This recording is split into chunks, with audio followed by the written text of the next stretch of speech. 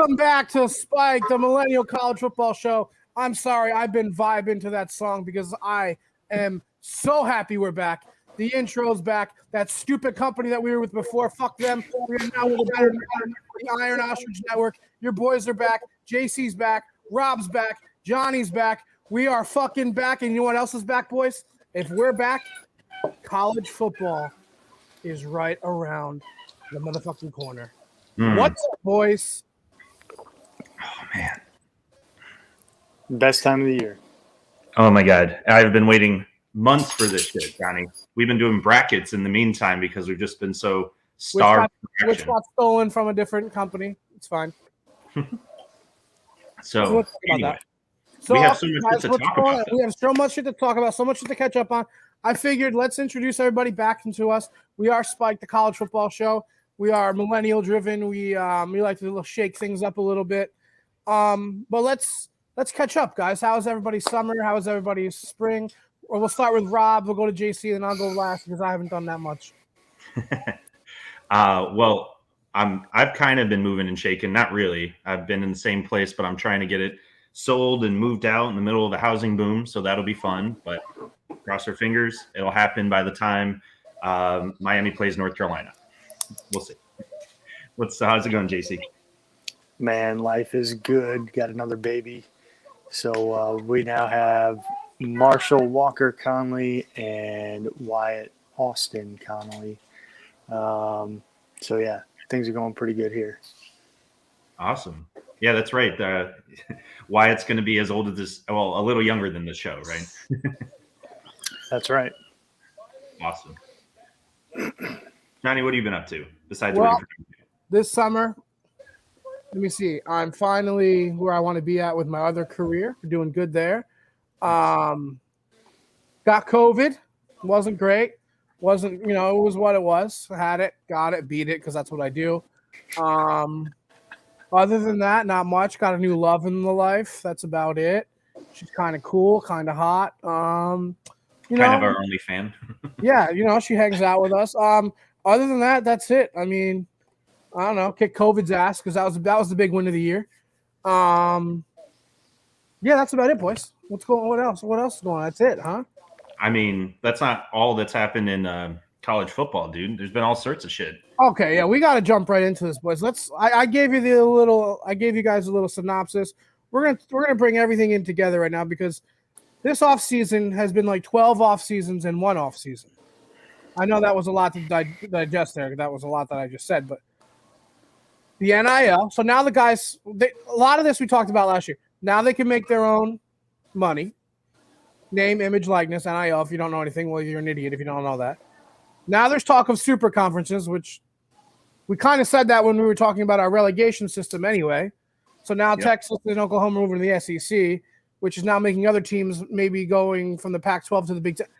Everything's just almost how we've said it just a little bit differently. I mean, it's an intermediate step, right? Now we have, two super conferences, kind of, maybe? We still have four. We still have the SEC, the Pac-12, the ACC, and the Big Ten. Right, but they're like doing a alliance, right? JC, did you hear about this? Where to counter the SEC, everyone is now in a big alliance against the SEC or something. This needs to go to what we said earlier. 30, 30, 30, 120 teams, league tiered system, and then there will be no more conferences, and then everybody makes money. Right, but they got to do the in between step until they, eventually take on our. Maybe format. They listened to the pod and they actually heard maybe this is a step in that direction. I don't know. I'm just saying we start a podcast and then shit starts happening. I'm not saying we did it. Just like anything, though, it's all about how they can stretch their money out until they reach that point that makes sense.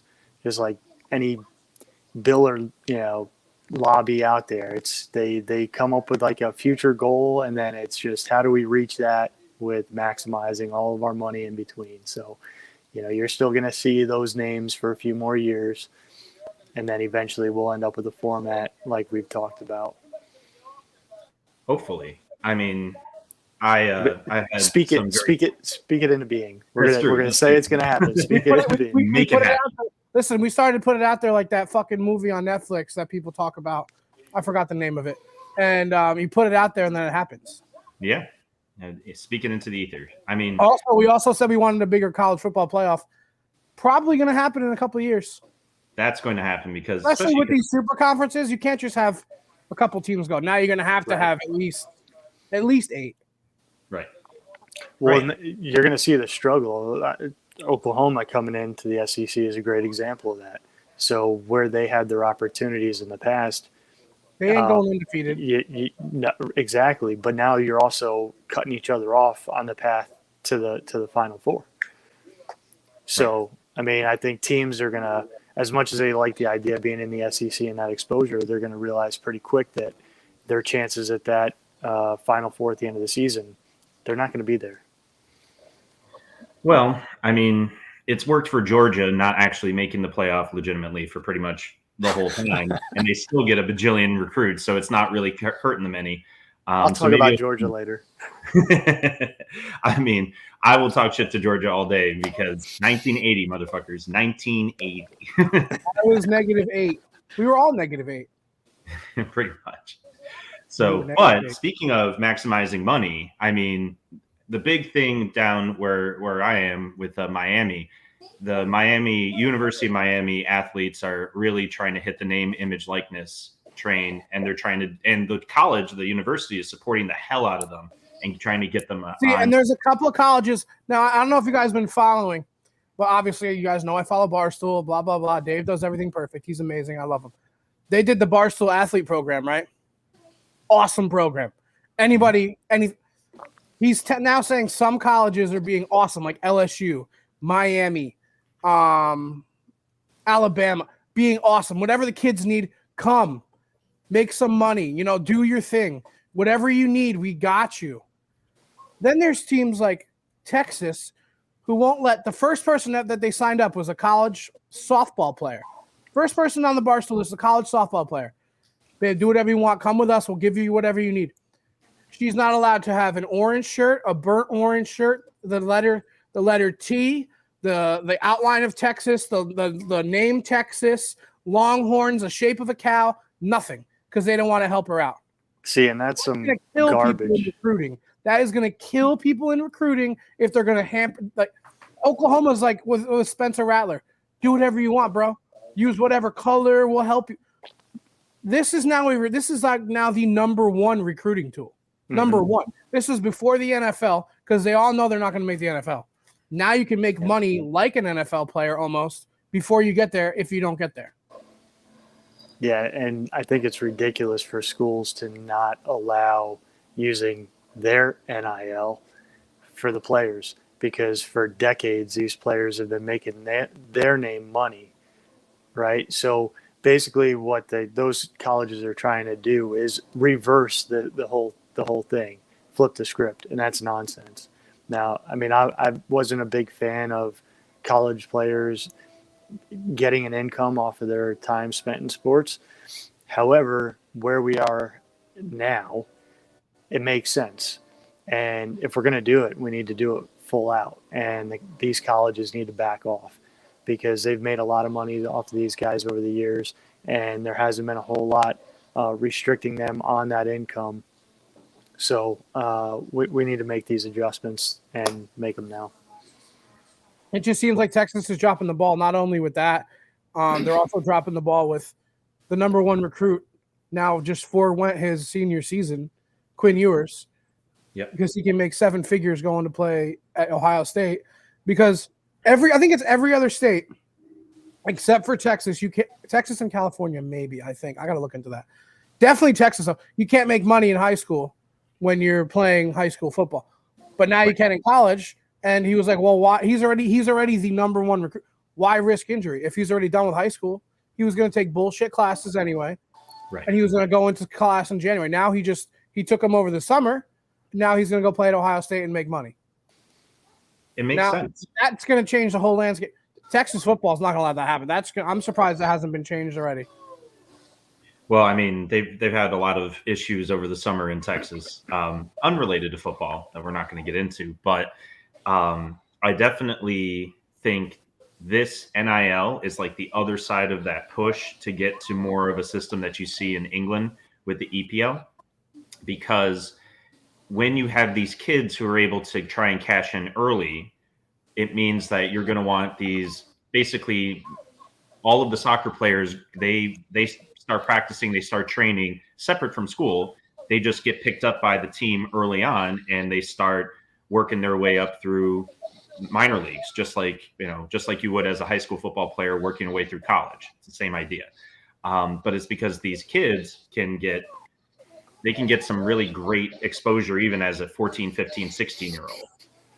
So that's what's enhancing the idea of the relegation system as well, as you capture this talent, you pay them early, you make it work, and now we've got more of a minor league system, which only makes sense. Do you guys think the NIL will help push the super conferences?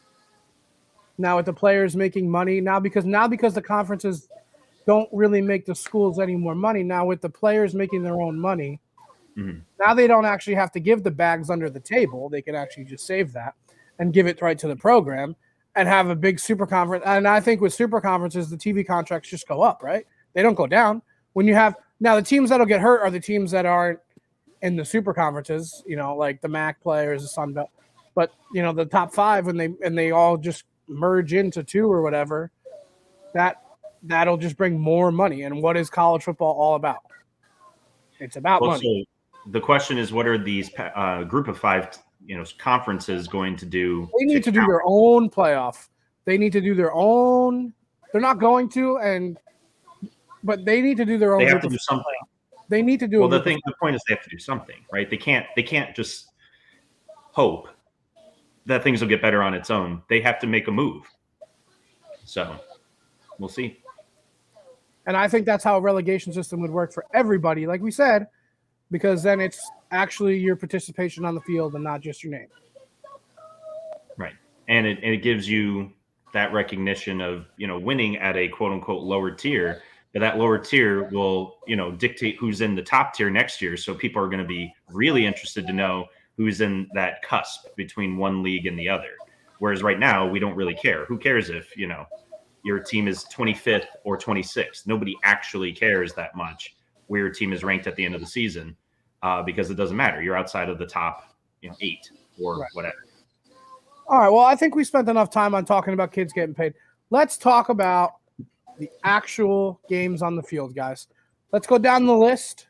Let's do every conference. I want us to pick who we think is going to win and who's a dark horse. And I have the odds right here because, first conference, that was me, my bad. First conference is the ACC. On the Barstool Sportsbook, you get Clemson at minus 715. Clemson's at minus 715 to win the conference. The next 2 are North Carolina and Miami, both at plus 1,000. At minus 715, that means Vegas is really on Clemson. They think Clemson's going to win. Do you guys think that there's any other outcome that could happen? Looking at schedules, I know that Miami does not have to play them, so they could beat them in the conference championship, and that's it. But I want to hear your guys' thoughts. I mean, as the Miami fan, I think that Miami or North Carolina is going to be the one coming out to play Clemson in that championship. Honestly, unless Miami shows up and almost beats Alabama week 1 and only improves from there, I don't expect them to beat Clemson at the end of the year. That's asking a whole lot. That's asking for like 0 injuries to our team. And, but I did the over-under on TikTok. I think Miami is definitely winning at least 10 games. Oh, yeah. No, and I think they'll probably go to the ACC championship, but I don't think that makes them good enough to beat Clemson head-to-head. I don't – 1750 is a lot, but still, like – Yeah, you have any thoughts on the ACC? Yeah, I'm going to go with fan instinct and no logic. I shouldn't say no logic, but I'm picking Notre Dame to win the conference. They're not in the conference this year. What the fuck? That was a good try. Yeah, that was a one time only. One-time deal. Well, so we'll see. That's too bad. And we'll talk about we'll talk about how bad Notre Dame's going to be this year later. But all right, so besides, I don't. All right. Well, Mr. Notre Dame, aren't you wearing their hat right now? Yeah, I still represent. Even though they suck. I also like this Well, stupid team right here. Yeah, the Rangers. They're fucking terrible. What do you want? I like these stupid teams over here that are fucking terrible too. What do you want? But all right, so I'm gonna pick. Now I'm gonna say if it's not Clemson, which I mean, the bet I'm not betting on this one. This is one that I didn't bet. You see it on TikTok. All my bets will be out. All the bets this year will be out on our TikTok at Spike College Football. I'll have all of the bets out each week. Units only go up. I have futures. Check the futures. Like, comment, share. Fucking TikTok. Do dances to it. I have the fucking money. The money is there. The money is there. Always bet with me. Always fade the public. Anyway, going back to what we were talking about. I'm not betting. But if I were to like a value here, I would like the value with Miami plus 1,000. Better team in North Carolina. I think they're the only other team that could beat. Damn, man. Johnny. Well, for those of you, I mean, so Clemson apparently has hacked our system because they couldn't even let Johnny say that Miami was a good value pick for the betting. Am I back?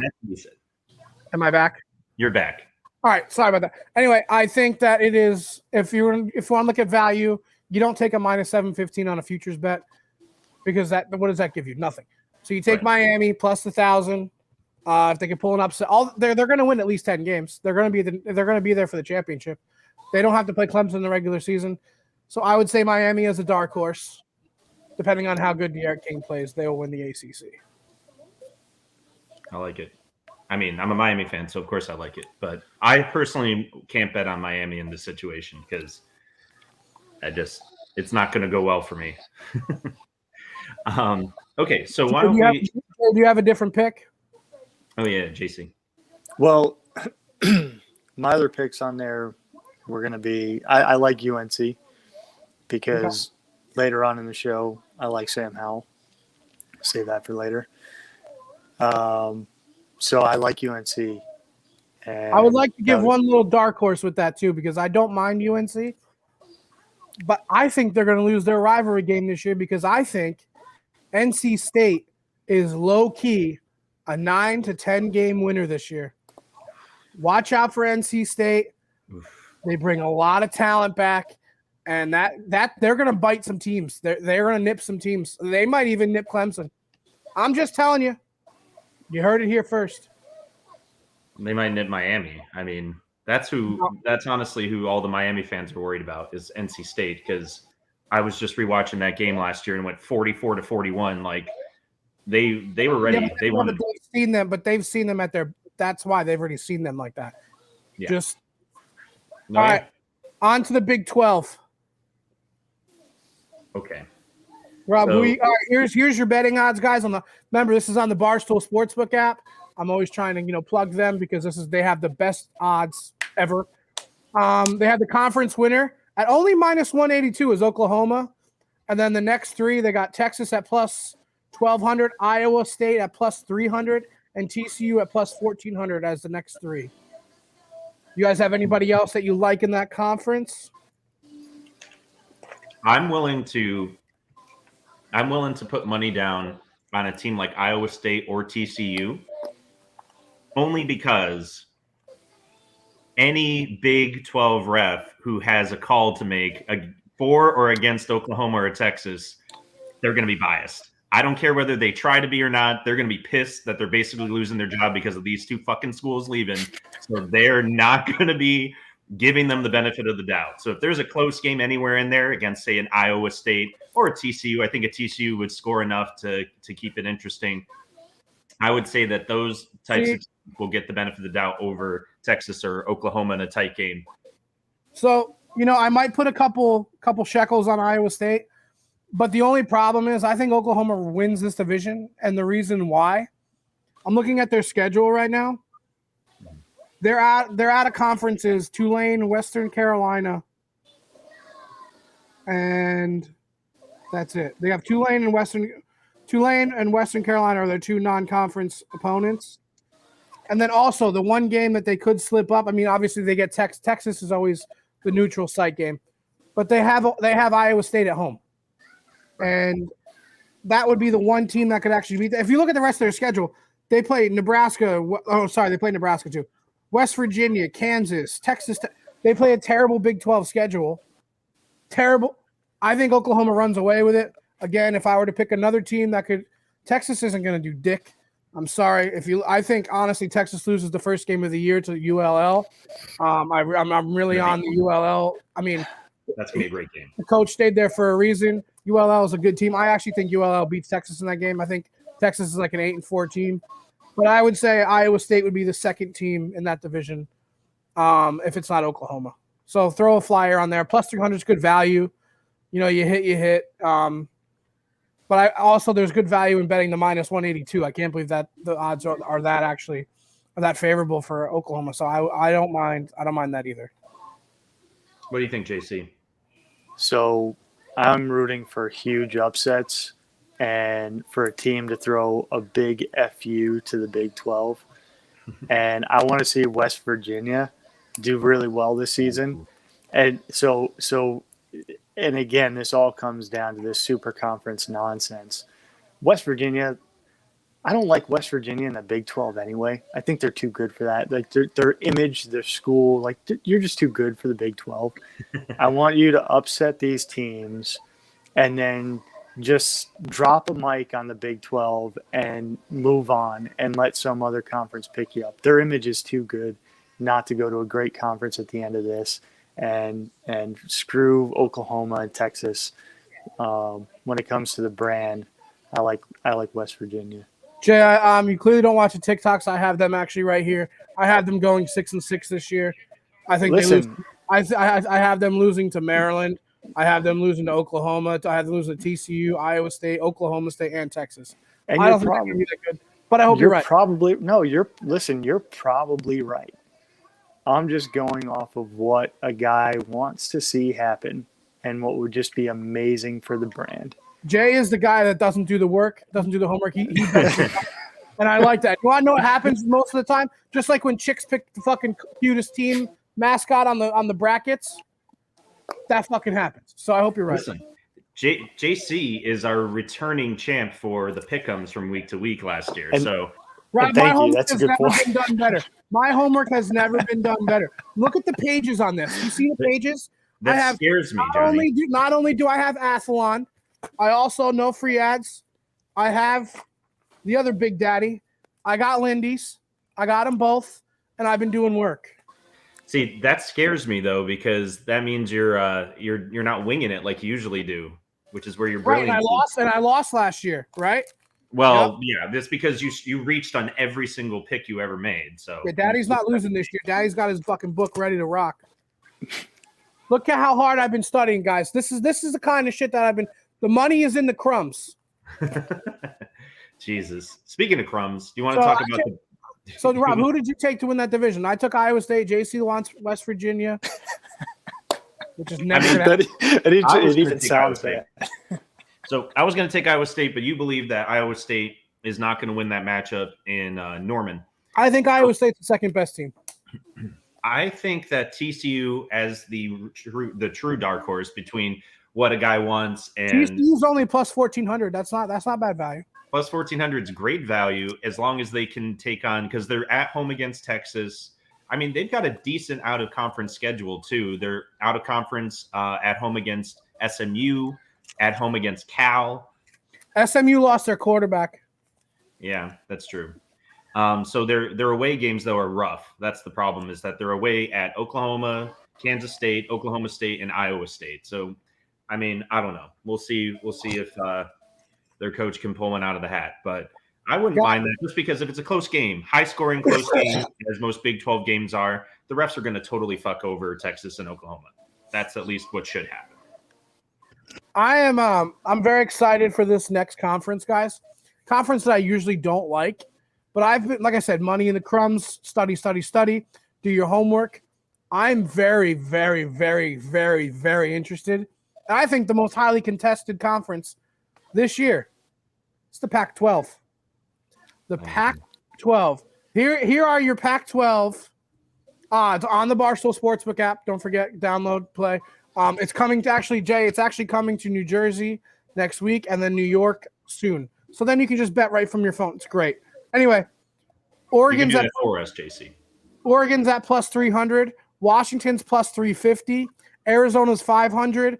USC's 500. Utah's 500. And UCLA's 1,200.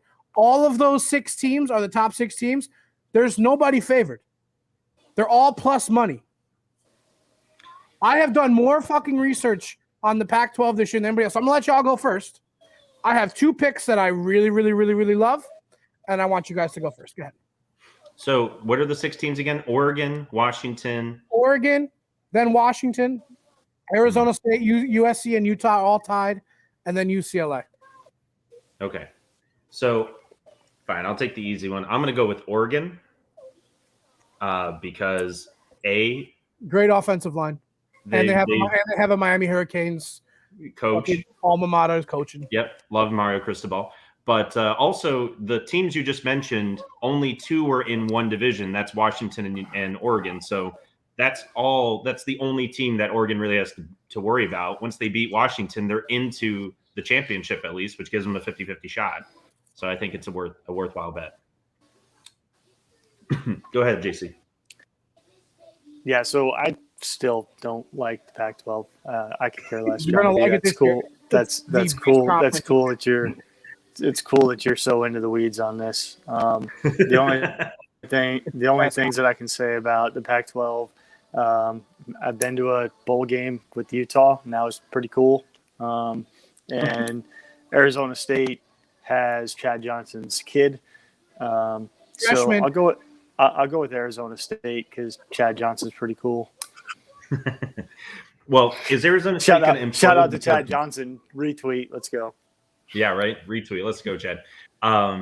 But so is Arizona State going to implode because of nonsense of allegations and shit? Or I know that the recruiting violations. I don't think they will because it's Herm, and Herm will keep everything under control. All right. Fair enough. I mean, I love their coach. I love her. Now, you guys all know last year all I did was bash the Pac-12 because I'm a realist, but I also call it how it is. This is going to be the best conference in football this year. Oh, my God. This will be the most competitive conference in all of college football. Okay, most competitive, but does that mean most competitive? And the reason why it's most competitive is I think if you put these teams in any of the other conferences, they're finishing top 3. Yeah. Which teams? SEC, all 6? All of them. All of them. I think from top down, the best conference by far. By far. Anyway, now money's in the crumbs. My real pick here at 10-2, I love USC. Jesus I'm wearing the hat. I'm wearing the hat. We're clipping the shit out of this and blasting you on Twitter. I just went through it today, guys. I did the TikTok. I picked the fucking games. Blah, blah, blah, blah, blah. I'm looking at their schedule right now, boys. Ready? San Jose State, win. Stanford, win. Washington State, win. Oregon State, win. Colorado, win. Utah, win. Notre Dame, that's a loss. Arizona, win. Arizona State, win. California, win. UCLA, loss. BYU, win. That's 10 fucking wins right there. They're winning that fucking side of the conference without a doubt. Now, I did say they were going to lose to a team besides Notre Dame there. Did you pay attention to who I said? Ookla. I fucking love UCLA at plus 1,200. I went over the win total. I think the win total was, I believe, 7. Ready for this, boys? Hawaii, win. LSU, neutral site game, win. Fresno State, win. Stanford, win. Arizona State, win. Arizona, win. Washington, loss. Oregon, loss. Utah, win. Colorado, win. USC, win. California, win. They're winning 9 fucking games this year. They're winning 9 games, and you want to know why?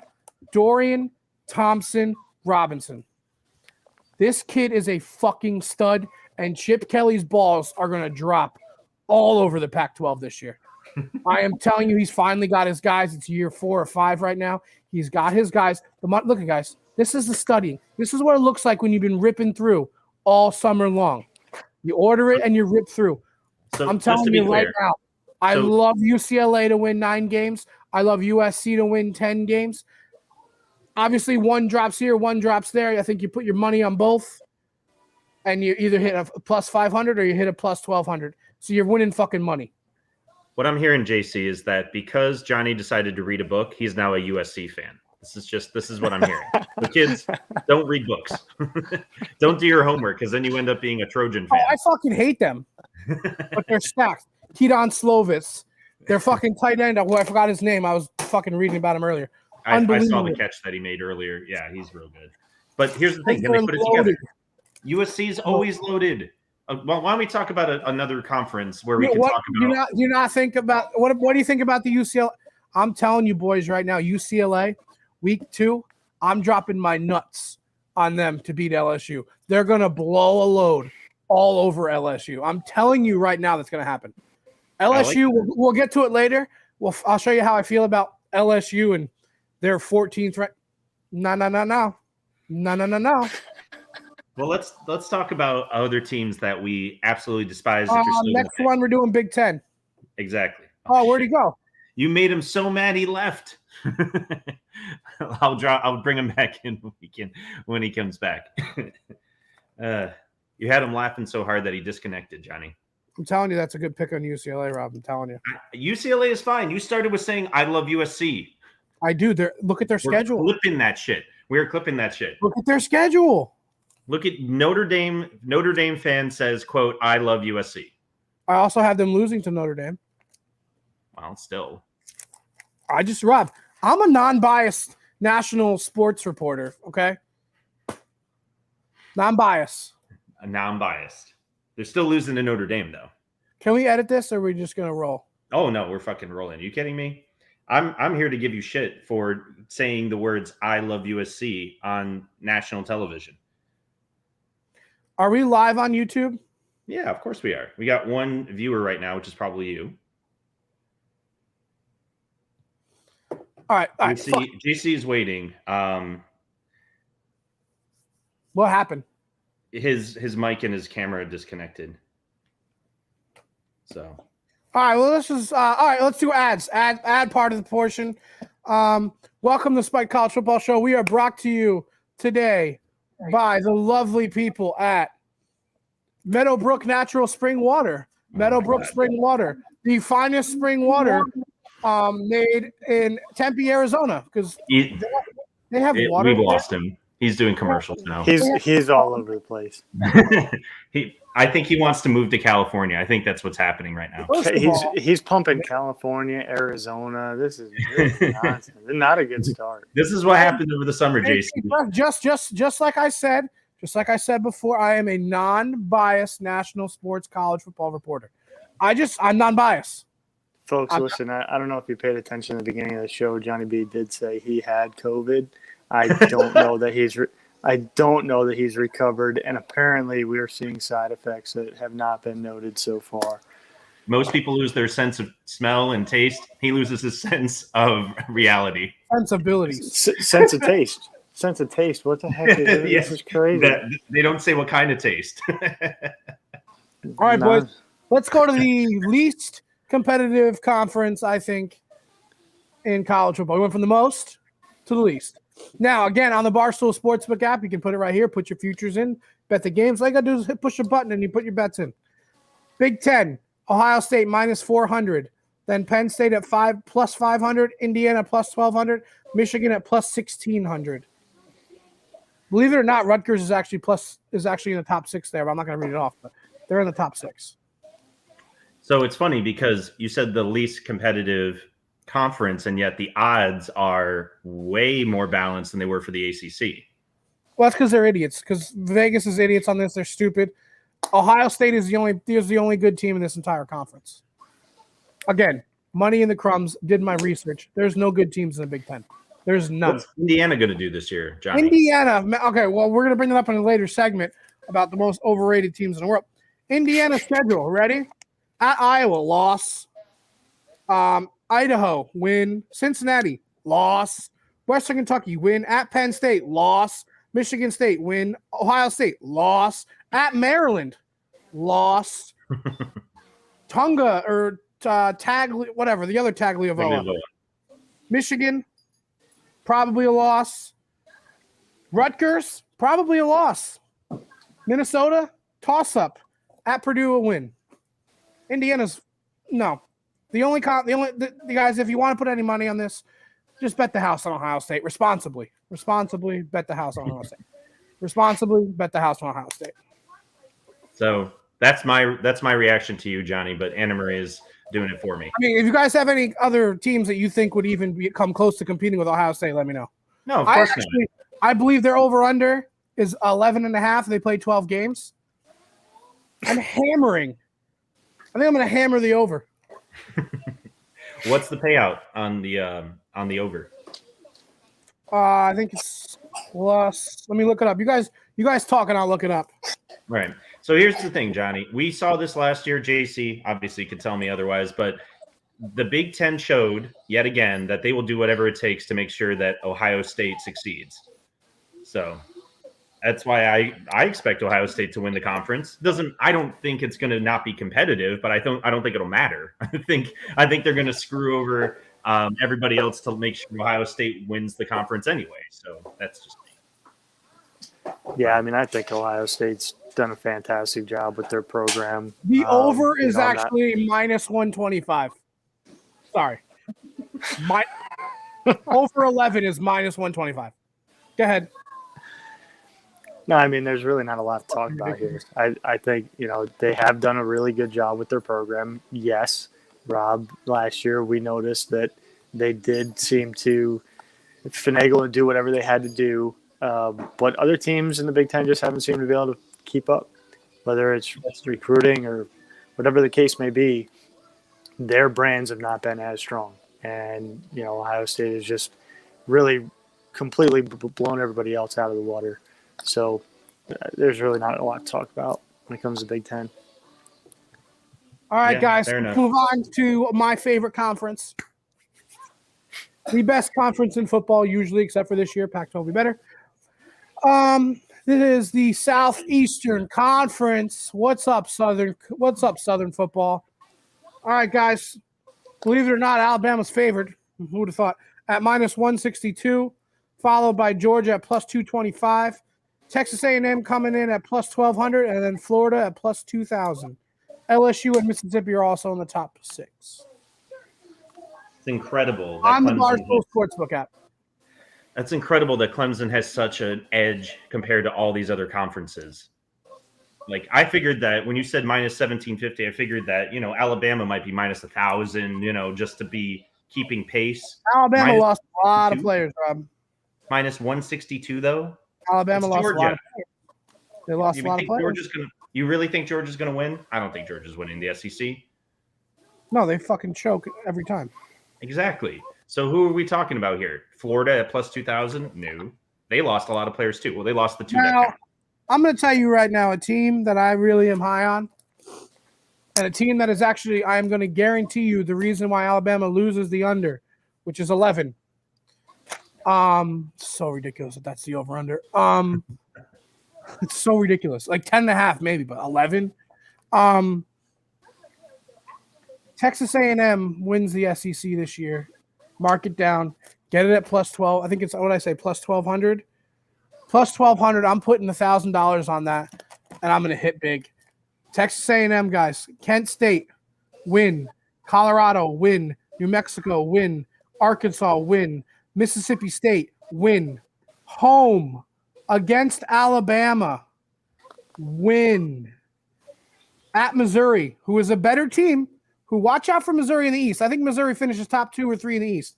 That's a win. South Carolina, win. Auburn, win. Ole Miss, win. Prairie View A&M. That's a win. No.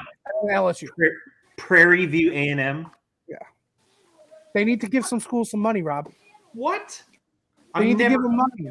What's their mascot? Tell me anything you know about Prairie View A&M. I'm pretty sure it's HBCU.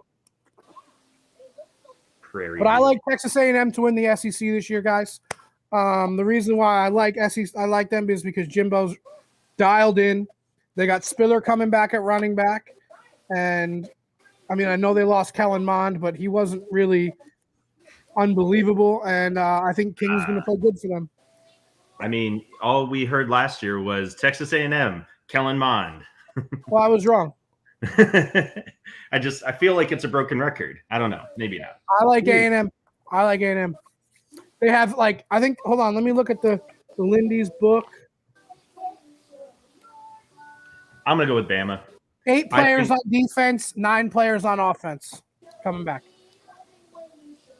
I mean, Miami has a lot of returners too. That doesn't mean that I'm expecting them to do better than they've ever done before, which is what we're expecting out of A&M. I picked Miami too because listen, Yeah, money's in the problem. See this, Rob? This is called research. You need to stop holding the book. I never thought I'd be mad at you holding a book up and reading it, but dear God. JC, who are you picking? I mean, I love that analysis. It would be great. Yeah, I mean, I don't know if I'm buying. I still think that Alabama's got the reins on the SEC. So, I mean, that's what I'm going to go with, but I would love to see what you just put forward come true. I mean, I'd like it too. I'd love to see it, but here's what I think will likely happen. Bama is going to beat Miami week 1, but it won't be as easy as everybody expects it to be. And then Saban's going to blow a gasket, and then all of a sudden Bama's going to get their shit together. They're not going to wait till, Ole Miss almost outscoring them with Lane Kiffin to get their shit turned around. They're going to get it turned around after week 1. So to me, they're going to be locked in early enough that Texas A&M won't be the surprise game. They should be ready to go into A&M and win. Now, who knows? I don't know. Jimbo Fisher, I think, is a good coach. I can't honestly tell. But, maybe he'll have his guys ready for Bama. I think Lane Kiffin will have his guys ready for Bama, but he doesn't have the talent. That's always Lane Kiffin's problem. All right, guys, we talked about the big boys. But that's not what our podcast is built on. Rob, what's our podcast built on? Well, I mean, we're built on the little guys, but let's be very specific. We're talking about Coastal Carolina very specific. Well, we're going to get into them last because I want to talk about them last. Let's start the way that we're supposed to. Let's start with JC's favorite conference, whatever fucking reason that is. Let's go with the AAC. And let's get out of the way. JC, who do you think is going to win the AAC? Here we go with the odds. Minus 305 for Cincy. UCF is at 450. Tulsa's at 1,200. Memphis is at 1,400. Put your money on UCF. Eastern Carolina, right? ECU is third. No, I said UCF, Tulsa, and Memphis. Oh, Tulsa. I heard Coastal, and I was like, oh boy. Tulsa. Okay. Yep. All right. GC, who are you picking? Drop that money on UCF, baby. So look, it is a homer pick, and you guys know that's what I always, I'll scream it from the rooftops. But we have got a fantastic group of guys returning this year, and last year was a little bit rough. We kind of stumbled through it, but I think we've got enough experience this year that UCF is going to dominate. Brand new coach. Yeah, but I like who it is. I think he's a good fit. I like what he's doing with the program down there. It's a beautiful thing. I've been watching, and they're doing fantastic stuff. So they're going to be fired up. You watch. Big things coming from UCF. All right. I'm actually going to agree with JC here. And the reason is looking at Cincinnati's schedule, they do have to play Notre Dame. Hold on. Money's in the crumbs. I'm looking. They have to play at Notre Dame, at Indiana. Those are 2 games that I think that they can lose. They do have UCF at home. All right, listen. Gus Malzahn coming in as coach at UCF. I'm going to take him because I like the value. I don't know if I really like the pick. They have a game at Boise State. Should be tough. They need to just beat Cincy. But Dylan Gabriel's not the kind of quarterback that Gus Malzahn's used to. He's more of a pocket guy. He's left-handed. I'm going to tentatively go with UCF here just because I think Cincinnati, even though they have what's his name, Ritter at quarterback, who is supposed to be unbelievable, they have a tougher schedule this year. I think they lose a couple more games, and I'll take UCF kind of reluctantly, but I do like the value. And if Gus Malzahn can do his magic like he does every first year at Gus Malzahn, he wins. So I'm going to take UCF. So, JC, I'm hoping that you're right because I'm definitely going to be going to the UCF USF game right around Thanksgiving. War on I-4, beautiful. The war on I-4 should be very interesting this year if UCF does as well as you say they are. And I hope that they do because it would be super fun to go to some in-state rivalry games that doesn't involve Florida or Florida State. But yeah, I mean, I'm one of the things that I'll hang my hat on is the fact that yes, Gus Malzahn always does really well in his first year. He's an offensive guru. This is an offensive-minded team, so they should be putting up a ton of points. The real question mark is whether you'll have a defense or not. I mean, that was the question last year, and I mean, maybe, but who knows? See, the beautiful thing that's going on at UCF, and it's been happening over the last few years, and I say it all the time, but you can see it in the works. The recruiting there is going unbelievably well, and because they've changed the image of the program, the coaches that they've had, although I'm disappointed that they seem to use it as a stepping stone to kind of gain their glory and then walk away, it's definitely made an impact. And you look at where we are now. We have Gus Malzahn. He's established. The people can say what they want about his record at Auburn, but yeah, I think he's a fantastic fit down there. And it's a team that's already got their foothold, and he can just start bringing people in. I think the program over the next few years is gonna look fantastic. And as we talk about the super conferences, everybody's gonna want UCF. They're gonna want them. The brand is great, the football is great, and they're going to be really one of the premier teams in Florida. I mean, that also depends on whether the other teams in Florida do anything or not. But yeah, I hope so. I hope it'd be good to have 4 or 5 strong teams in Florida so that the kids actually stay in Florida for once. But I'm not mad about it. A lot of Miami fans do not like UCF. Saying that they're really good and trying to toot their own horn, but I don't know. I mean, I like you guys more than UF, so fuck it. Take Central Florida away from UF for me. That would be awesome. So we're all on UCF. Sure, why not? All right. Another good conference. JC has a tie to this conference. His son's named after a team. Hey. Speaking of, you guys do your bit. I'm going to come back. So speaking of, it's bedtime for the little ones. So let me go give him his. Who do you think is going to win Conference USA real quick? Oh, well, Marshall. Okay, bye. There you go. Well, listen, and for good reason. I think they did well last year, relatively well. I mean, I spoke highly of them early on in the season, and I think that they are. Give me 1 second. What the heck was this guy's name? Crap! I had it in my notes and I walked away from it. Quarterback. Yes, Grant Wells.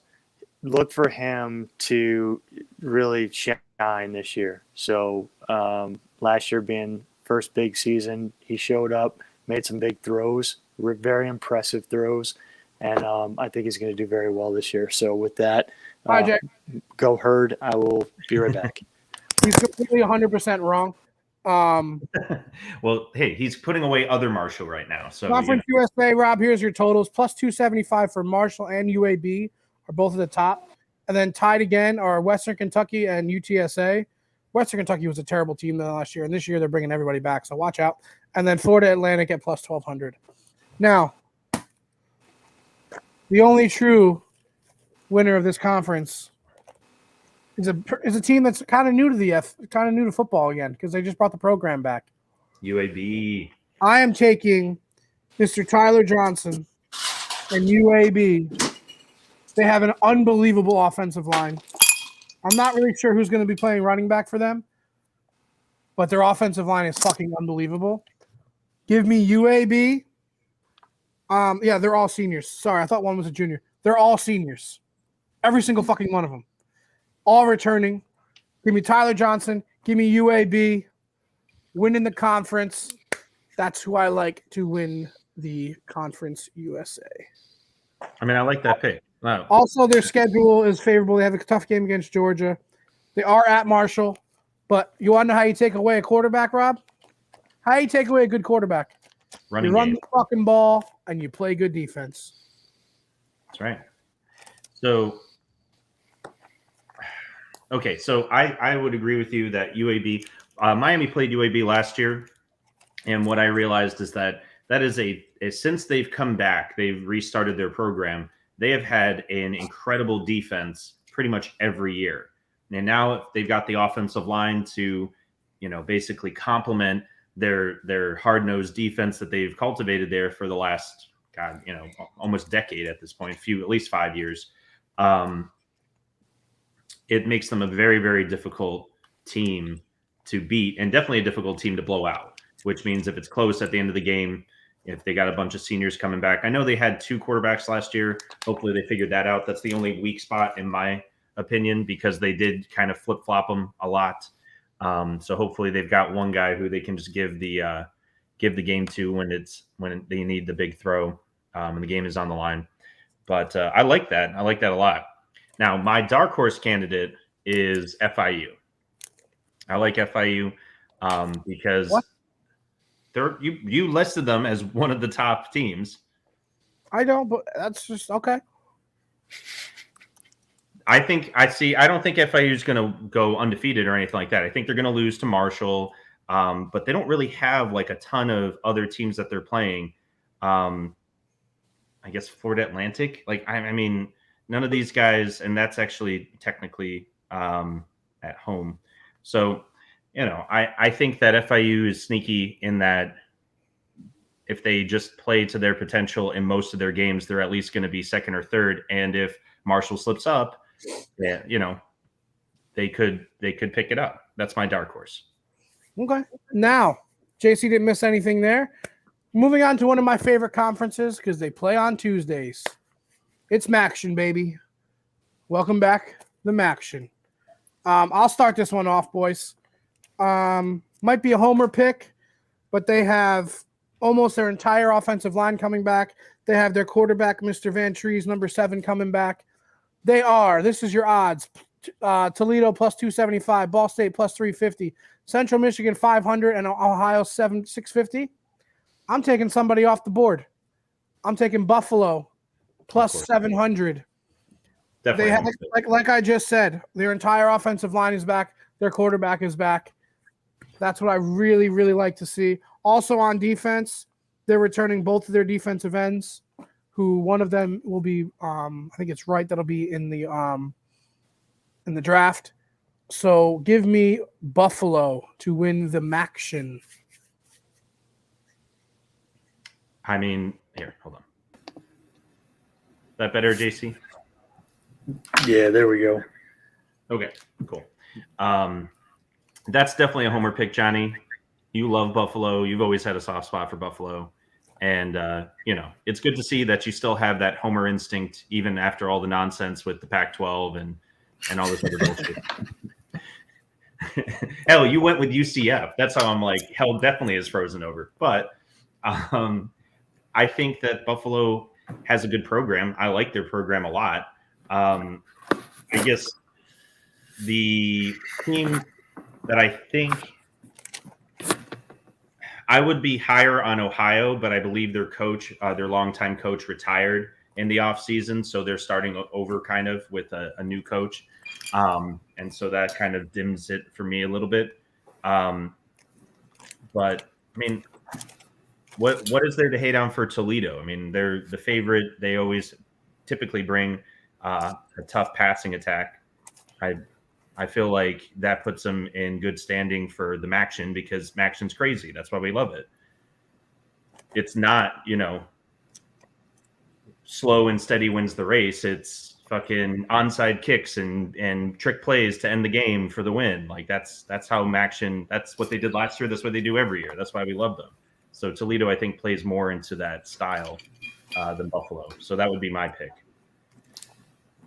Oh, man. Listen, I'm with Johnny B on this one. I was pumped to hear him say it. I like Buffalo, and I think it's awesome that New York has a program that's showing up and doing well. Since Syracuse doesn't seem to want to pull it together, I don't get it. They're a basketball school. Yeah, but man, I wish they were a better football program. But anyway, so great to see Buffalo doing well, and I think it's going to continue this year. All right, on to a conference that I really couldn't give a fuck about. It is the Mountain West. Here's your odds. Boise State minus 134, Nevada plus 400, San Jose State 650, and Wyoming at 1,000. I'm picking Nevada clearly because I don't like fucking Boise State, and I forgot the kid's name, but their quarterback's coming back. I like Nevada.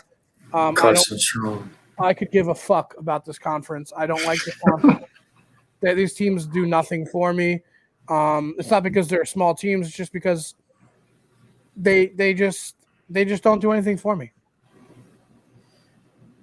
I mean, well, if we're gonna just fuck around, then because you know how the Sun Belt's like a smaller SEC. They kind of play the same kind of football.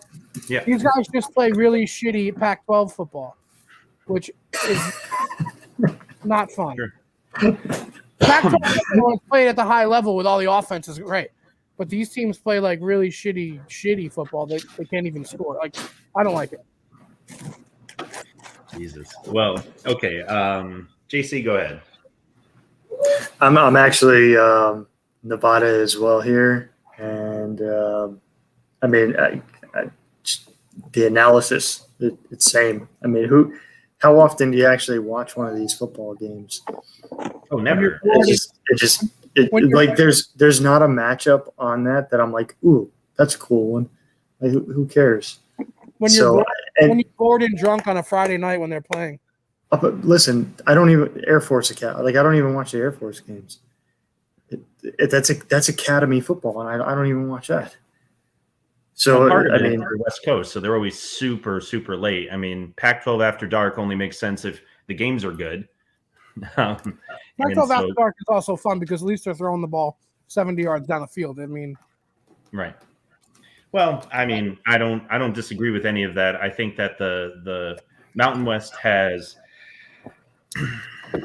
potential. It has the teams, it has the programs that can do a lot, but they never do. And it feels like they always end up just beating up on each other excessively. And so any team that even might be okay, I mean, they have a lot of teams. They have to play each other pretty much. They got to travel, high elevation or on the West Coast or whatever. It's just always kind of a fucking mess. So Johnny, I'm going to go with Boise State just because you both went with Nevada. So, fuck that.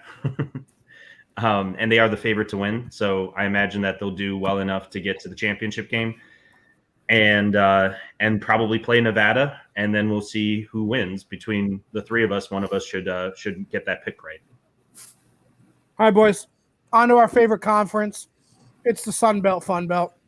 Coastal Carolina plus 150, Louisiana plus 175, Appalachian State plus 250, and the other guys are all over 2,000. All right, so on three.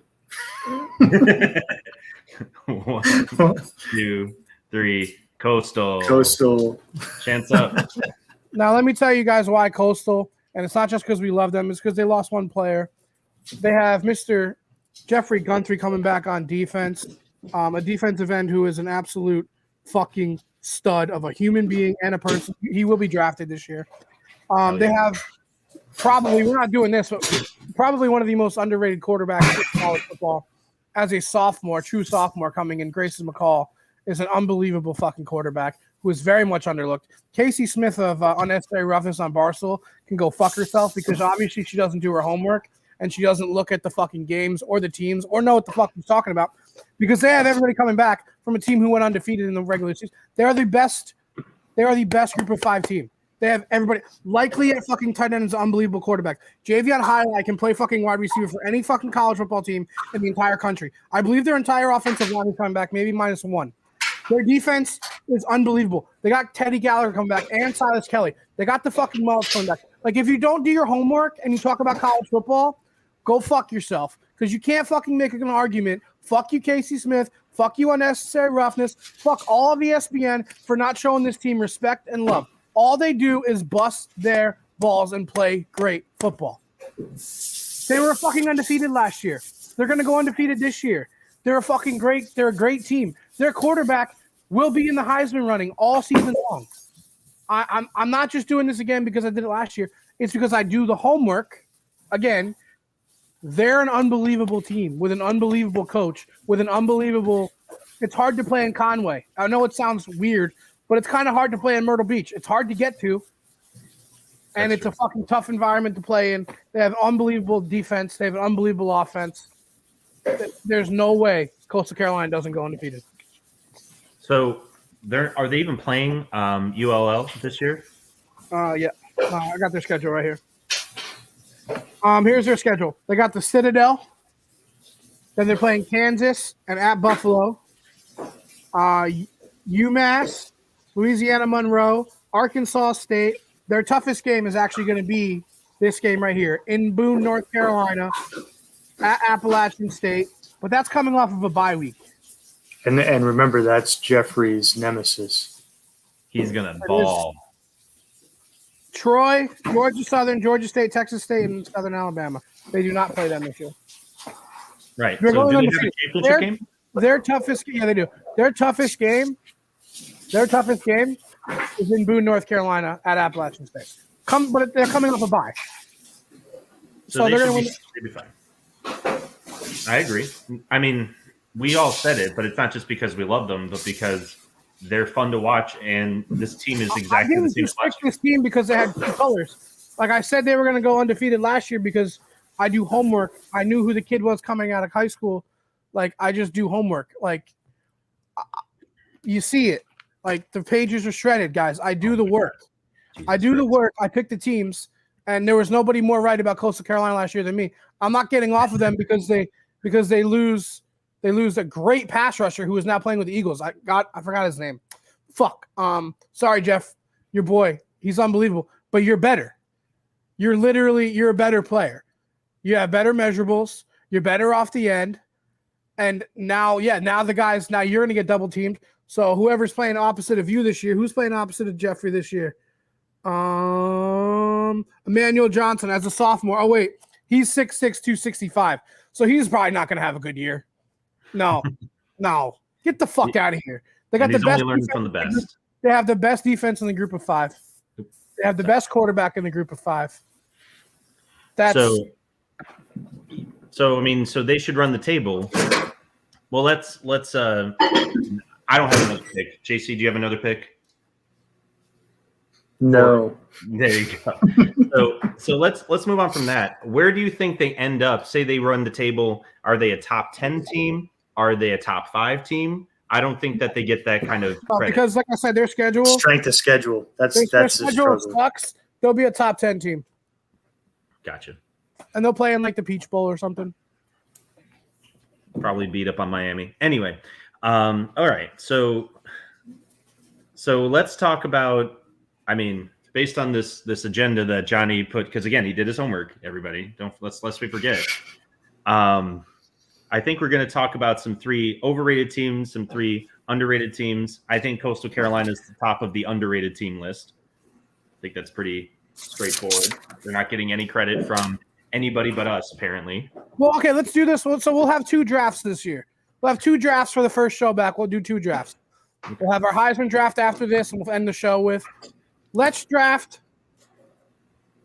You have to take – okay, so it'll be a 6-round draft. You have to take an underrated team, and then the next time around, you got to take an overrated team. Okay.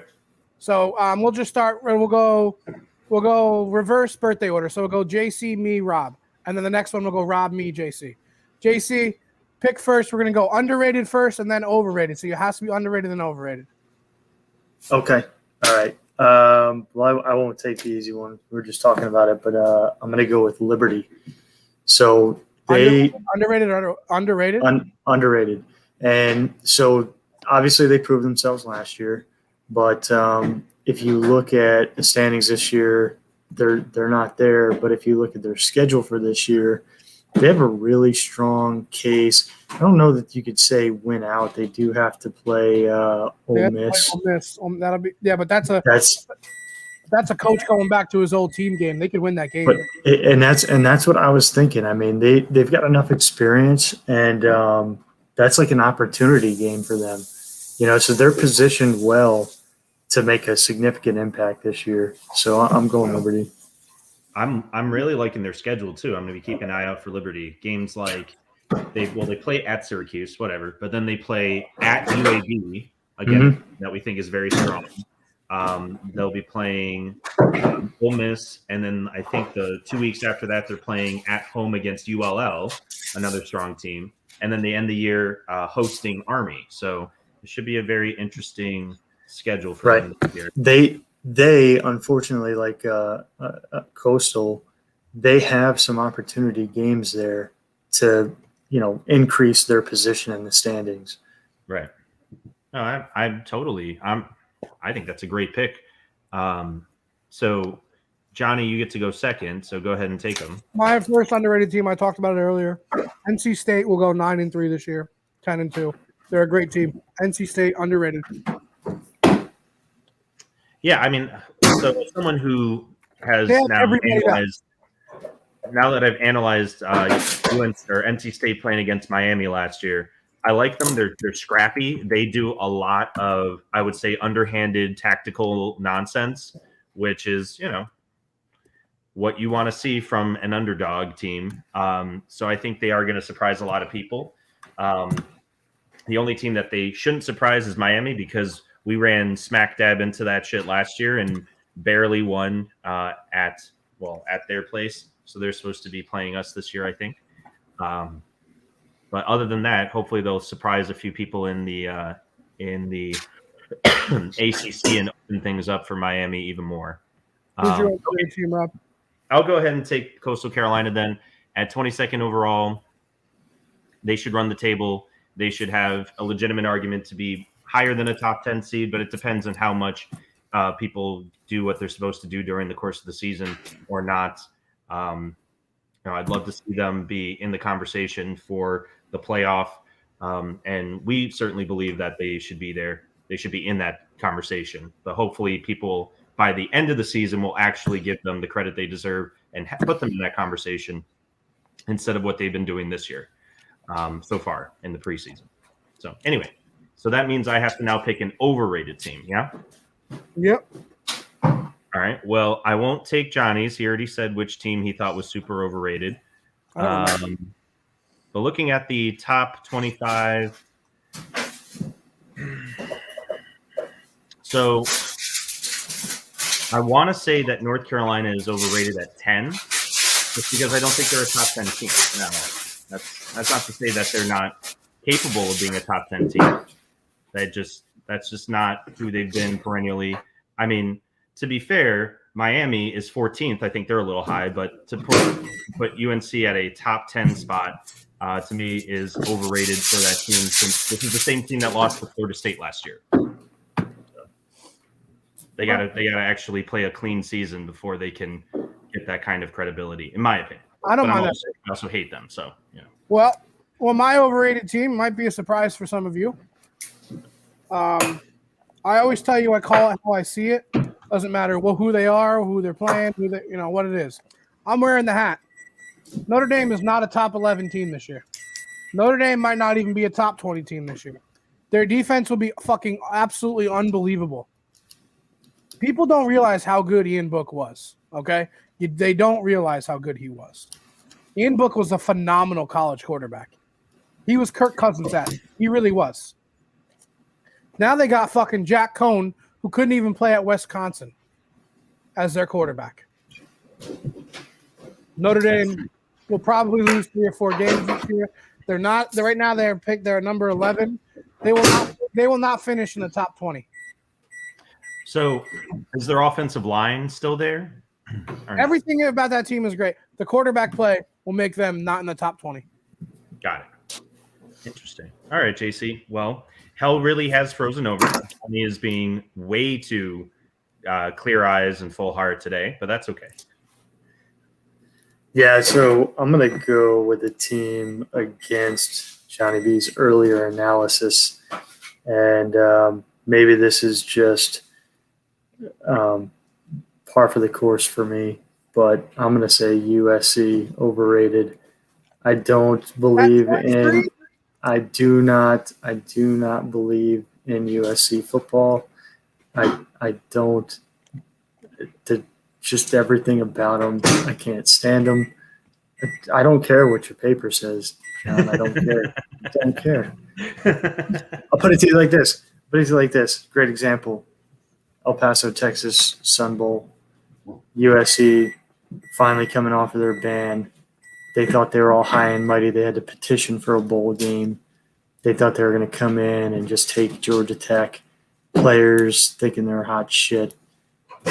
Barkley walking around head high, and Georgia Tech wiped the floor with them. And I hope that's what happens this season. Can't stand them. Don't like them. I hope you're right. I hope you're right, but I don't think you are. But I hope you're right. Well, we're rooting for San Jose State the first week. We'll put it that way.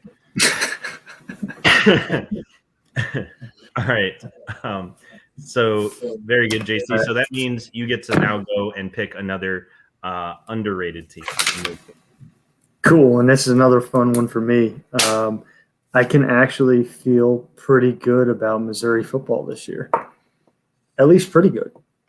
You know, I don't expect them to do fantastic things and blow people's minds. However, third in the East, I said second or third. I like it. I like this pick. So I do think that their program has made a turn. They were struggling there for a little bit. The school itself was in some trouble, and it seemed like they were going to have a hard time coming out of that. But it seems like they may have turned a corner.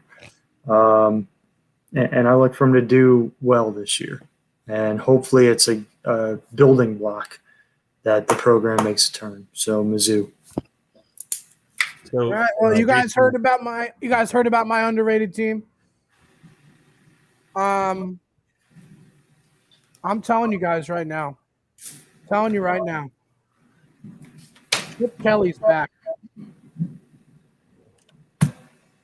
To my everlasting sorrow. Chip Kelly is so back. UCLA, they're rated, I think, 44th right now, 45th. They will be a top 25 team this year. UCLA, top 25 team. Lock it in. I can believe that. I'm not worried about that. I mean, I hate Chip Kelly, but that's fine. he had to come back at some point. You know, whatever. So I hope you're wrong, Johnny, but at the same time, I have a sneaking suspicion that you are correct. So let's it's my pick now for the underrated team, right? Yep. And we snake back and then it's done. Yep.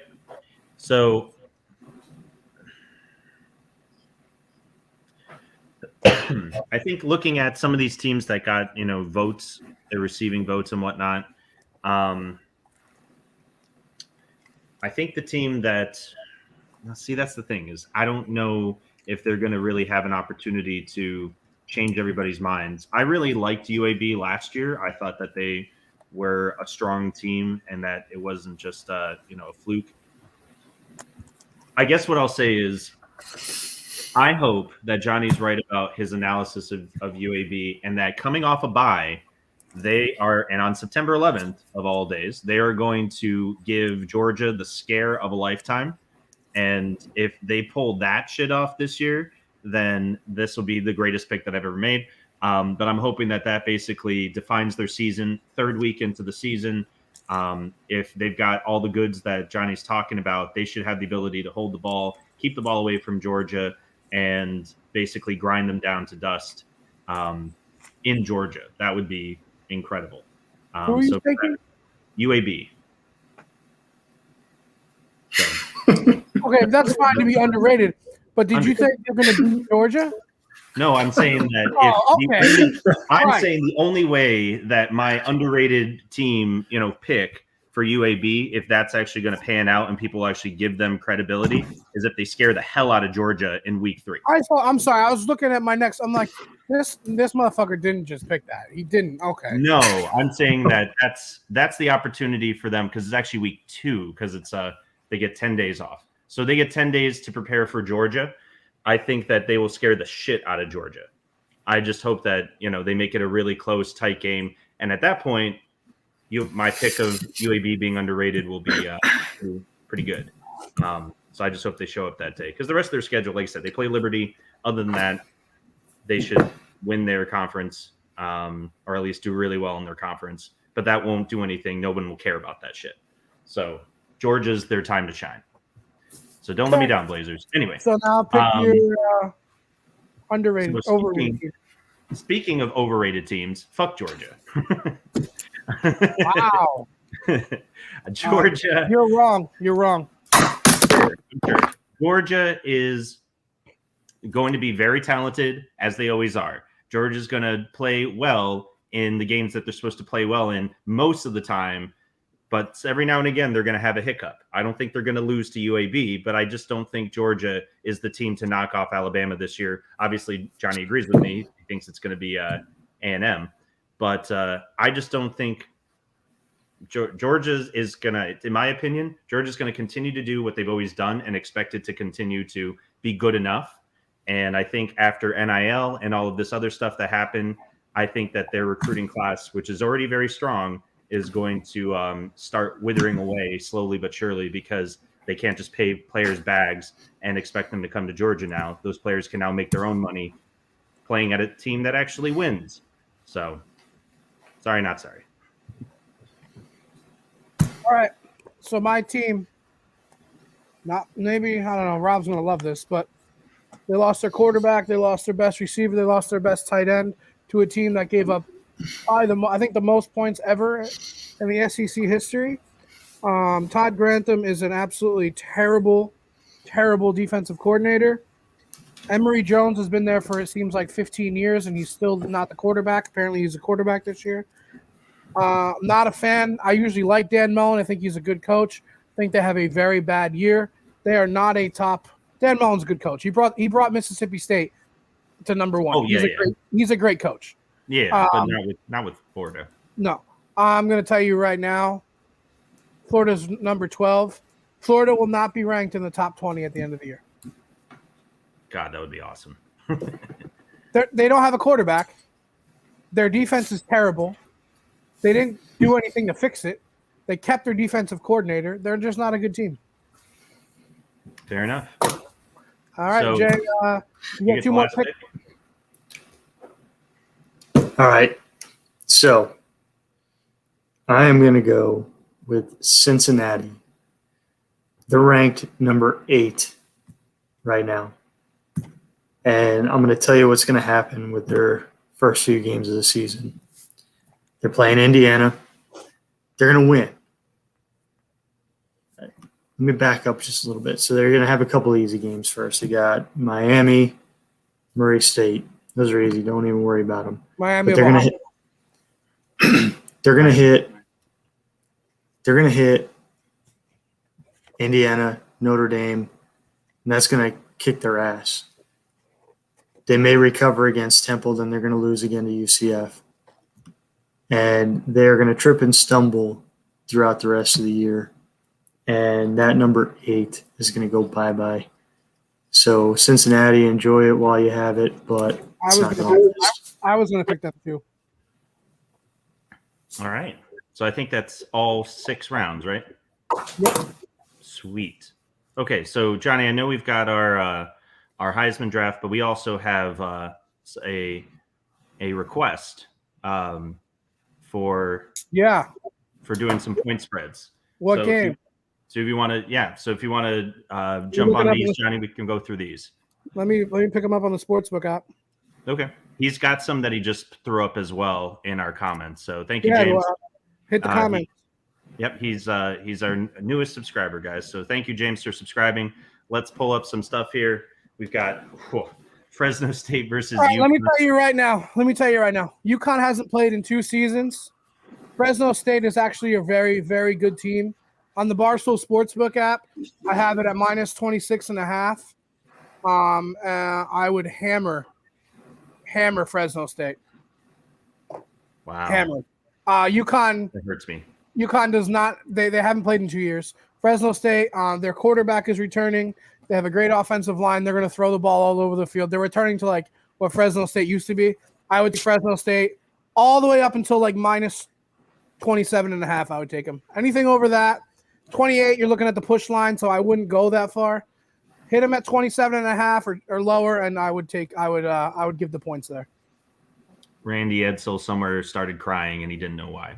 All right, let's talk about the next one. UCLA. I mean, Johnny.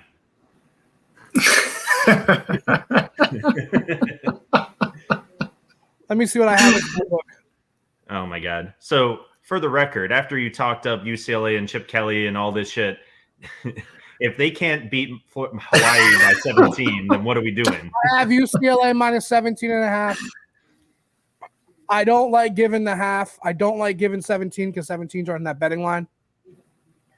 I would, unless you can get it at minus 16.5, I would take the points here. I think they'll win easily, but I can see like a late fourth quarter bullshit. They're down by 24, touchdown pass. So if you can get them at minus 16.5, I'd definitely take UCLA. But up to 17, I would either not touch. I wouldn't personally touch the game. But if you want to take the game, then take Hawaii up until that line. I can get down with that, dude. Listen, I got to give Johnny B credit here. This is a man that did the homework. He's got his team. The whole show he's been talking about it. And then when it comes down to the money, he makes a smart decision. Rob, what was that last one they put up? Yeah. So we're gonna move on. This is why we love him. So okay, let's. Hey, UTEP. All right, UTEP versus New Mexico State. A little local battle right there. All right, UTEP at New Mexico State? Okay. I have it at plus 9.5 for New Mexico State. I'm gonna give all the points here. I'll give points all the way up until 14. I take UTEP all the way up until minus 14. UTEP blows them out. This is a blowout. This is a blowout situation here.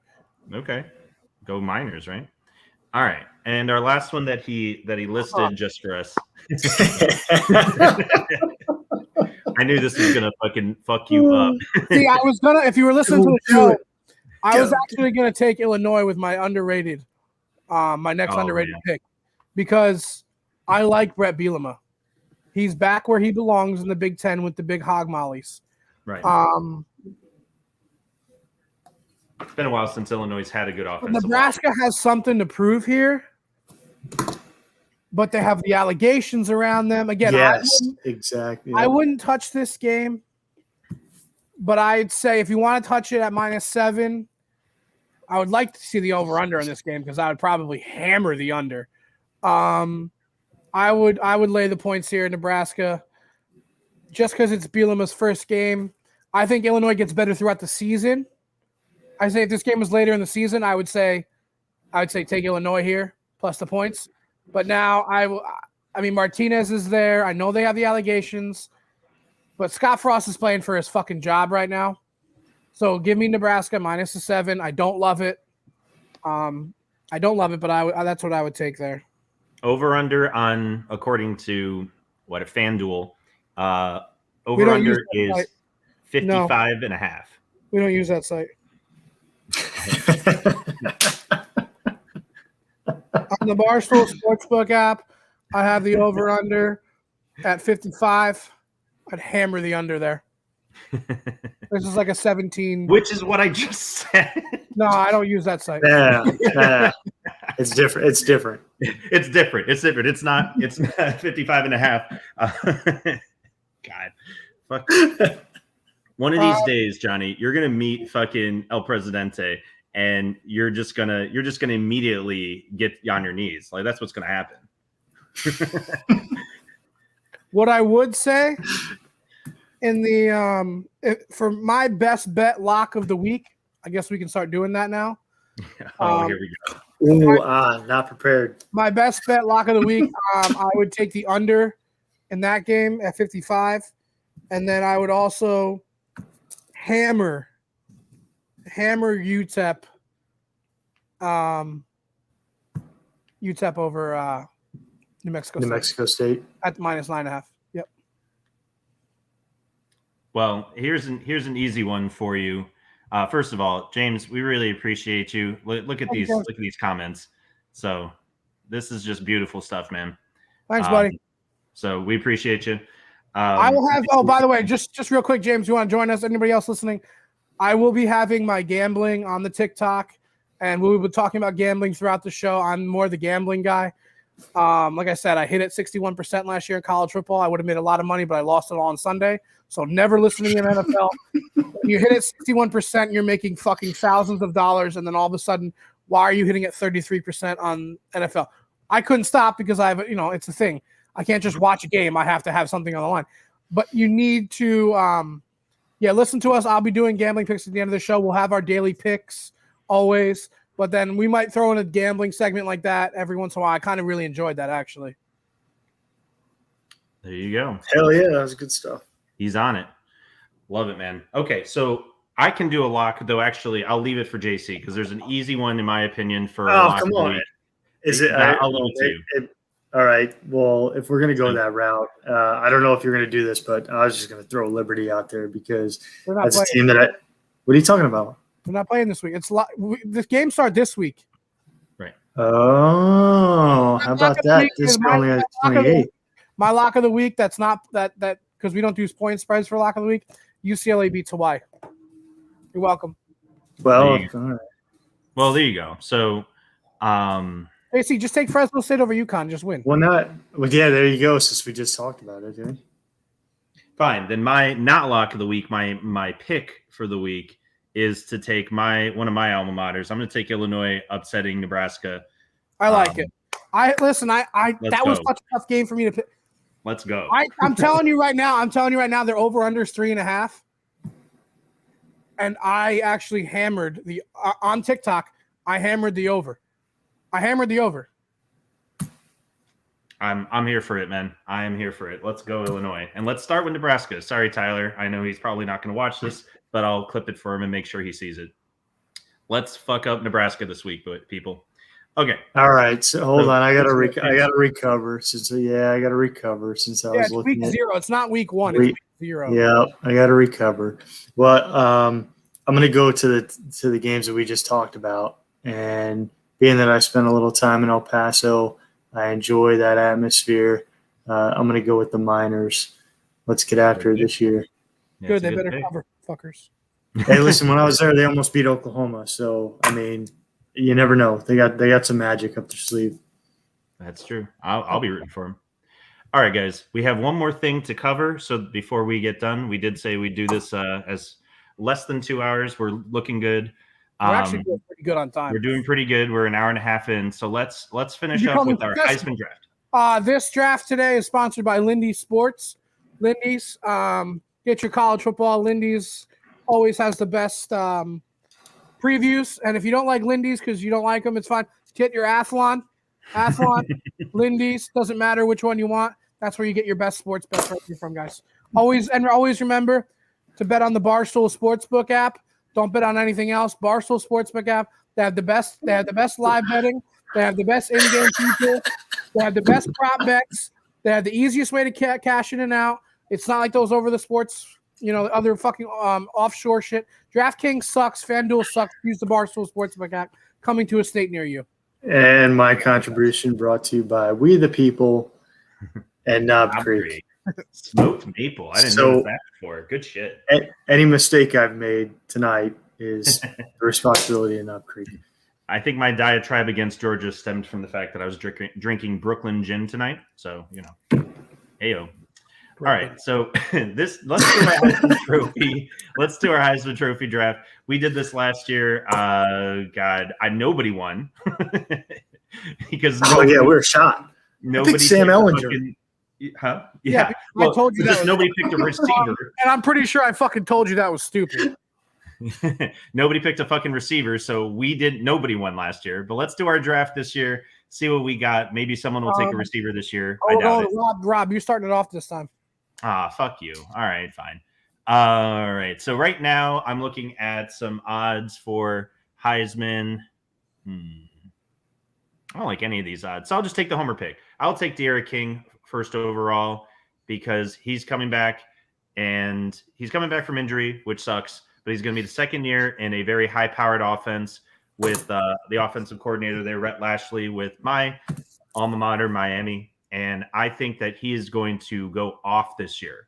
The only thing that is going to hold him back is whether or not the defense with Miami is going to try to keep pace, whether they're going to try and be very aggressive, get him more opportunities to score, or if they're going to continue to do this bullshit of being very passive and letting teams walk all over him and waste a bunch of time on the clock.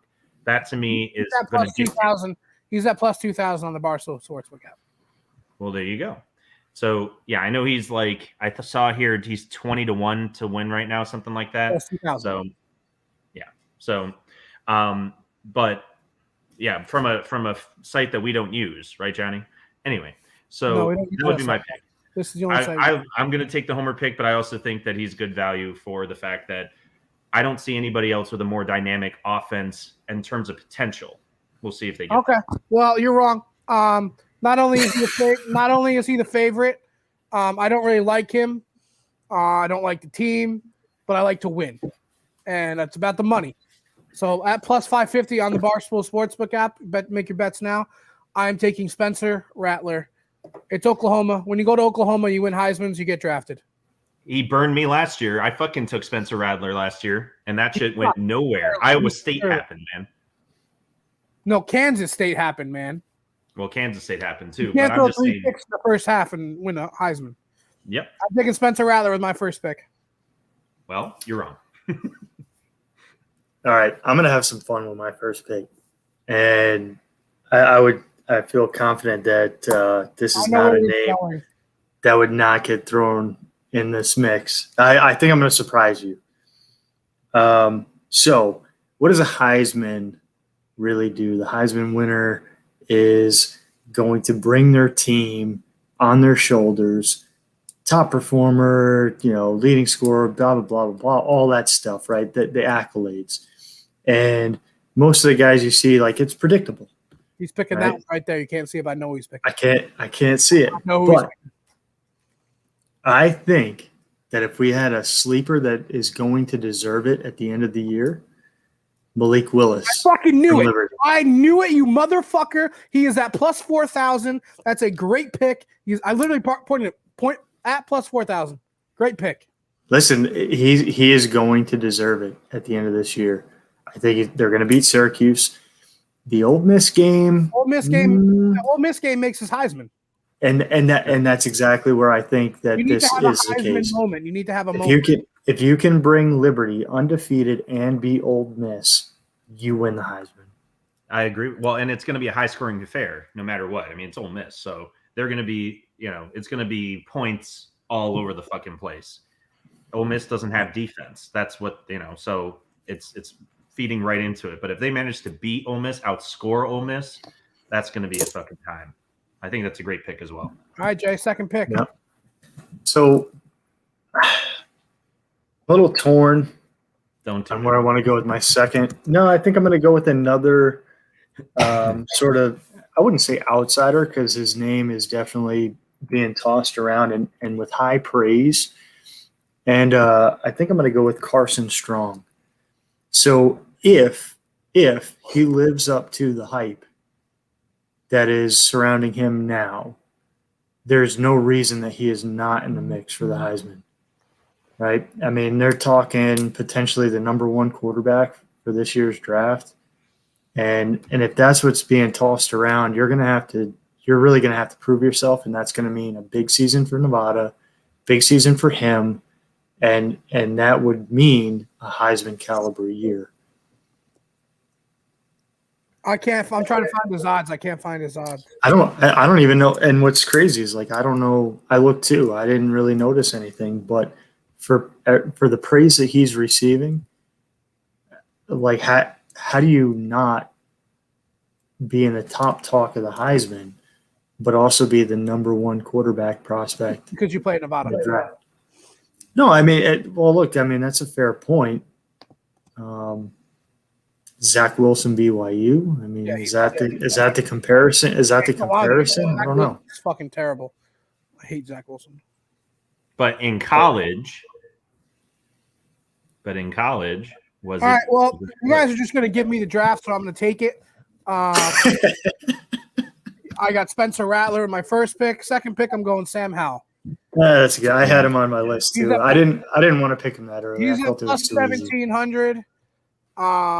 He's actually going to be the number one pick. Sorry to say, he is the number one pick.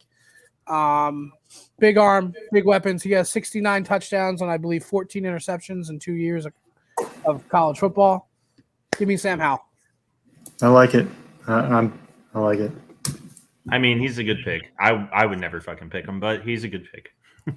I honestly, I thought that JC For was me, be. I picked USC. For me, it's about this, baby. It's about the dubs. I know. Well, yeah. The Again, dubs. Fair enough. You said this last Damon. year. You said this last year when we did this draft, and you had all the best players, and none of them fucking won. So. 2 of them went though. Yes, 2 of them went. That is true. But it's not about who shows up. It's who gets the trophy.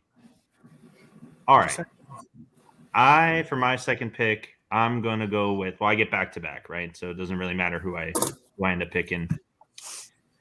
Oh, my goodness. Okay. So I guess I will go with, oh, man, I don't like this quarterback. I'm not going to take DJ from Clemson. Sorry. I don't think. I know what he doesn't have a game on the schedule that can give him a Heisman moment. And I just don't think maybe he's Georgia, a game manager. Like, that's the thing. I don't think he's someone who throws up a ton of stats as a general rule. I think he's just a big. I mean, he threw for 450 yards. I don't know. I just you don't ask him to do too much. I don't think he will do too much because he doesn't have to. All right, so let's see. I will go with. God, I don't like any of these fucking picks. Why is the quarterback for Texas even in the top 20? Right. Because he's from Texas. So is Bo Nix, Rob. So Just is like USC. Fine. I'll take Bryce Young. He apparently has like $1 million in fucking NIL deals anyway. That's what Saban told. Well, not everyone told a bunch of coaches in Texas. Great recruiting tool. Yeah, well, that's what he told a bunch of people in Texas anyway. That's what it was. So if he's really getting that kind of NIL, he's, I guess, going to show up and actually do it. So let's go ahead and give him the odds on to at least challenge and show up and make it to New York for the presentation. So with that said, now that I've picked two quarterbacks, I can go ahead and pick a not quarterback to get up there. So I'll go ahead and pick Isaiah Spiller from A&M as the running back. If they're going to make a lot of noise, like Johnny says, it's going to have to go through their offense at some point, and I'm willing to take Spiller as the guy to make that happen, which will, be the dark horse that I have, the non-quarterback choice, just to see if it happens 2 years in a row. Okay, well, I'm going to win the draft, so I'm going to go ahead and take JT Daniels plus 1,200. He can have his Heisman moment if he beats Clemson. Then he can have another one if he beats Alabama. So give me JT Daniels plus 1,200. I won the draft. One of those three will definitely win the Heisman. Well, and because I already said that Georgia's full of shit, I can't pick JT Daniels now, can I? Nope. Fair enough. But I would like to make a point. There would be one person in college football that wins this that is not a quarterback. And it hurts me to say it. He plays for Ohio State, and his name is Chris Olave. He is the greatest receiver in college football. He's an unbelievable fucking receiver. He will be a top 5 pick. He will win the Biletnikoff. He's 100% the best receiver in football. And he's not even in the odds list that I He's was plus 5,000 on the Barstool Sportsbook app. Yeah, exactly. All right. So JC, you get the last pick. Yep. All right. So I know I just said that in order to win the Heisman, you've got to have those moments throughout the season. You're carrying your team, the whole bit. And I'm going to go with my homer guy here, and I'm going to go with Dylan Gabriel. And now look, guys, you have to understand, this kid is a phenomenal quarterback. He is. He's phenomenal. Look at the stats. All right. Last year, 32 touchdowns, 4 interceptions. Okay. He's going to put up big numbers. So what he needs to rely on, carry those big numbers throughout the entire season, win out, have your Heisman moment in your bowl game. All right. And if he can do those things, he'll be a contender. I don't hate it. Look, we're in round 3 and it's a long stretch. However, as a third round, I feel, man, you couldn't have a better third round pick at a Heisman candidate than Dylan Gabriel. Yeah, you can. Well, we knew you were going to take him, so we weren't going to touch that anyway. Let's be honest, JC. There's no way. All right. So I think we've hit everything. We're at 1 hour and 40 minutes, which is a lot shorter than I thought it would be. We do have a shout out to the real star of the show, who's not even on screen right now. Motherfucking sleeping. Of course he is. But so, Johnny, do you have anything else for us? Because we're going to be back, obviously, after week 0. We're going to be back next week. We're going to be rolling through this stuff every week. I would like to comment. Now, guys, if you want to hear anything else, have us talk about certain topics, hit us up, DM us, check us out. Like I said, I will be having all of my picks of the week on TikTok. I'll probably have them out by around Thursday of each week. I'll have all of our picks on there, and then we'll do picks on Sunday. We'll go over that. If you want us to talk about anything in particular, let us know. Hit us up on social. Give us feedback.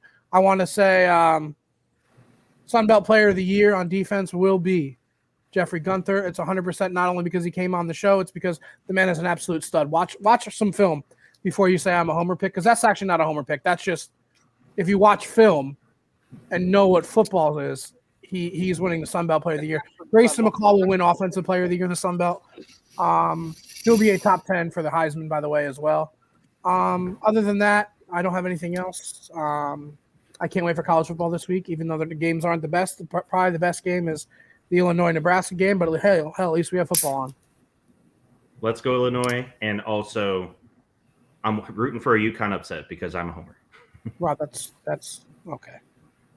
Listen, That was I strong. didn't do the homework, Johnny. This is the one time in our life that I didn't do the homework and you did. So now I get to be as absurd as you. So how crazy? Listen, Rob is a lawyer. Okay, Rob is a lawyer. Oh, my Johnny goodness. Johnny B is schooling all of us on this. Look, guys, I'm excited about this season. This is going to be a lot of fun. Second year, all right. So we got a little bit of momentum. Johnny B clearly doing his homework, so he's going to be on fire. I've got so much on my plate that I don't even know how I have time for this, but this is so much fun that I have to be here. Hopefully in a couple of weeks, you guys are going to be catching me. I'll probably catch a show from a tree stand. It's just what I do this time of year. So I am so excited. The fall's the best. You got football, you got deer season. It's just what I do. So guys, glad to be back. Great seeing you guys and catching up. And for all our viewers, welcome. And we'll close out with our tag here in a little bit. I would like to shout out. Our fucking intro is amazing. John Waxman, amazing. Maybe we'll see him again soon, but probably not because Penn State sucks. Also, we don't have it, but Rob, we got to fix it. We are on a new network. We have an unbelievable network that we are on. We are on the Iron Ostrich Network with a bunch of great, unbelievable guys. So check them out, Iron Ostrich Network on Twitter. I'll have Rob plug everything else because Rob does all that kind of good stuff. All the shows that are on the Iron Ostrich Network are phenomenal. We've got just so many great guys who are supportive of our show and also just, do great work themselves. So, we appreciate everybody watching tonight. Hopefully this is going right to YouTube, so you can always watch it again later. So James can always get his picks again if he wants to hear him again. And and as always, the intro, all of the graphics, stuff like that are done by Cosmic Dino Design. That's my fiance, but she does great work. Obviously, if you look at this stuff and you love the artwork, definitely let us know. Let me know. DM us. We're hiring an intern for free. If you want, hit me up we'll talk about what we got to do. Jesus, always with the free interns. All right, guys. So as always, we're going to tell you all to keep spiking it, and we'll just do it on 3. 1, 2, 3. Boom. Keep spiking it, guys. See you all next week.